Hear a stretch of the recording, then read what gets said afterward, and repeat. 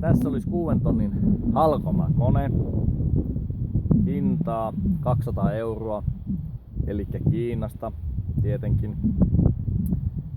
Ja verkkovirralla toimii, eli ei tarvii voimavirtaa eikä mitään muuta kuin töpseli seinään ja menoksi.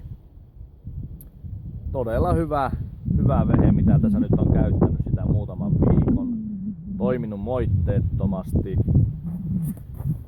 Yhden pienen muutoksen tähän olen tehnyt. Tässähän oli semmonen turvakytkin, eli piti painaa tätä keinuvipua. Ja sitten tässä oli semmonen nappi, mitä piti painaa, että sylinteri lähti liikkumaan. Siinä oli vaan pieni ongelma, että jos ei ollut ihan puuta sahattu suoraan leikkuupäätä, niin se saattoi luiskahtaa tonne. Niin sitten laitoin tähän tämmösen on-off-kytkimen. Joten nyt on. Toisella kädellä voi painaa puuta, niin se pysyy tasatukevasti. Se on ainut pieni muutos, minkä on tehnyt tähän. Ja tämmönen uusi kytkin maksoi 20 €. Kävi vielä tähän samaan reikään. Kaikki samat liittimet kävi. Eli todella helppo ja nopea vaihto. Eiköhän laiteta muutama pölkky tuohon ja katsotaan miten se halkoo niitä.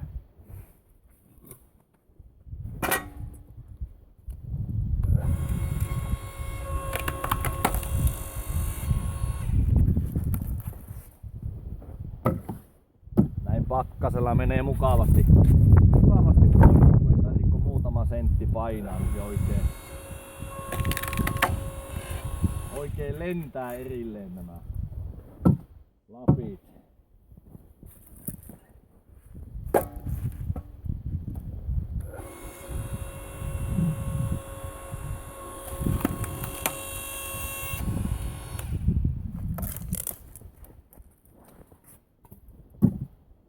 Mukaan tähän tuli myös tämä ristihalkaisuterä, mutta en ole itse sitä käyttänyt.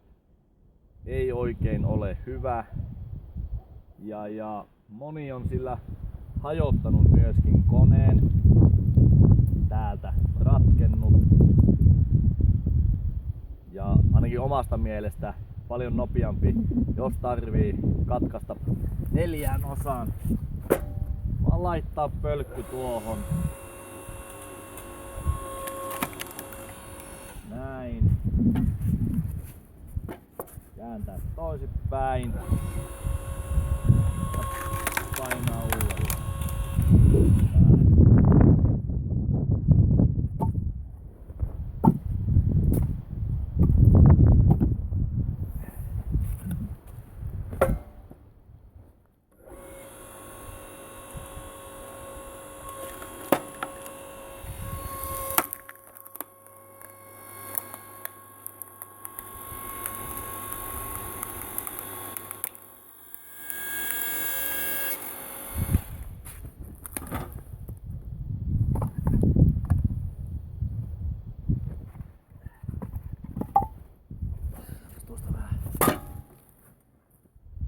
Isompi pölkky.